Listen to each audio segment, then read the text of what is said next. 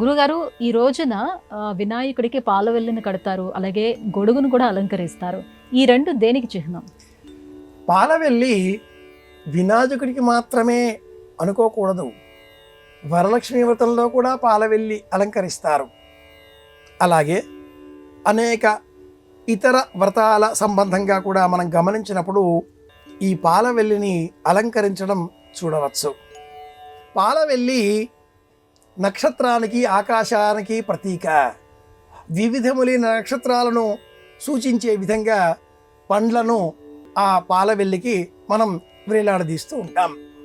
ఈ పాలవెల్లి సూర్యోదయ ఆరంభం నుంచి, సూర్యోదయం కాలం నుంచి సూర్యాస్తమయం వరకు పగటి వేళన మనకు నక్షత్రాలు కనిపించవు.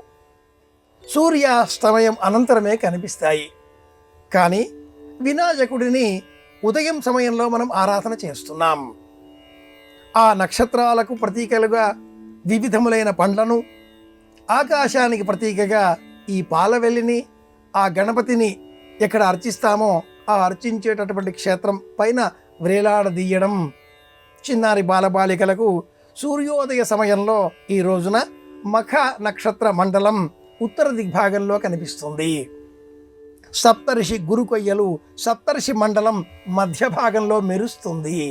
ప్రతీకగా మనం మామిడి ఆకులు, మామిడి ఫలం లేదా రంభాఫలం, అరటిపండు కడదామా అంటూ పిల్లలకి చెబుతూ ఈ పాలవెల్లి ఆకాశానికి, నక్షత్రాలకు ప్రతీక.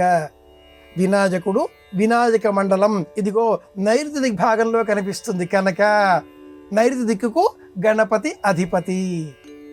ఆకాశాన్ని ఇక్కడ చూపడం ఇది ప్రత్యేకం. పాలవెల్లిలో అంతరార్థం ఆకాశాన్ని పిల్లలకు పరిచయం చెయ్యడం.